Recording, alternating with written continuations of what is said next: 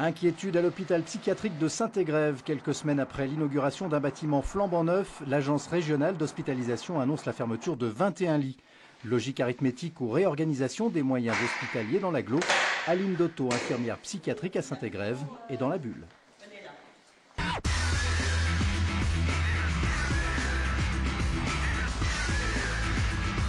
Bonsoir Aline Dotto.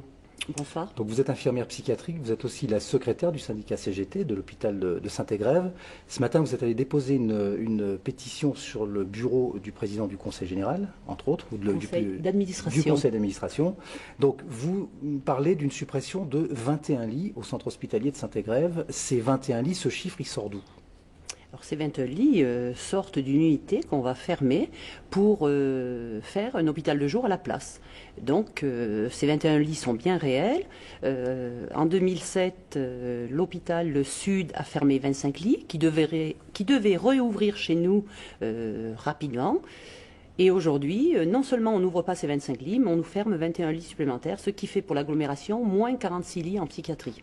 En clair, ce que vous dénoncez, c'est, comme on dit en langage courant, on déshabille Paul pour habiller Pierre. Ben, on n'habille personne, on déshabille tout le monde dans ce cas-là. Puisqu'il n'y a plus que 46 lits à l'hôpital Sud de psychiatrie, et chez nous, on perd encore 21 lits, qui sont remplacés par des places d'hospitalisation d'hôpital de jour, mais qui ne remplacent en rien des lits d'hospitalisation complète. Qu'est-ce que vous dénoncez? C'est une logique comptable, entre guillemets, imbécile? Ben, c'est sûr que c'est une logique comptable. Imbécile, je ne sais pas, mais en tous les cas, ce n'est pas dans l'intérêt des patients et pas dans l'intérêt des personnels. Aujourd'hui, pour faire hospitaliser quelqu'un à Saint-Égrève, c'est très difficile. On est obligé de voir quand quelqu'un est annoncé, si on peut faire sortir quelqu'un pour pouvoir admettre quelqu'un d'autre. On est obligé de faire des changements de chambre. Pour une entrée, on est obligé de déplacer des fois 5 patients. Donc pendant le temps qu'on déplace des patients, qu'on fait des lits, qu'on fait des chambres, on n'est pas auprès des patients à donner des soins qui seraient nécessaires.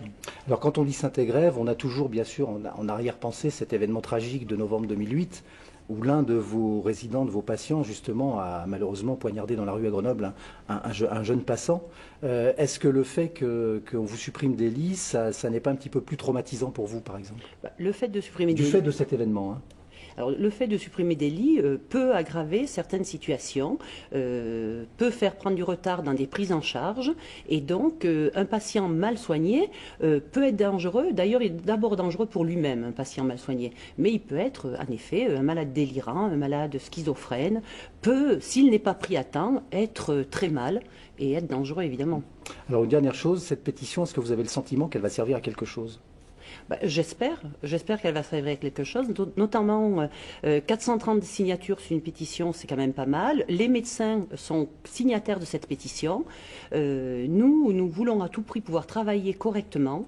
Les représentants du personnel en comité technique d'établissement ont voté contre la fermeture de ces lits à l'unanimité et les médecins ont voté majoritairement aussi contre la fermeture de ces lits.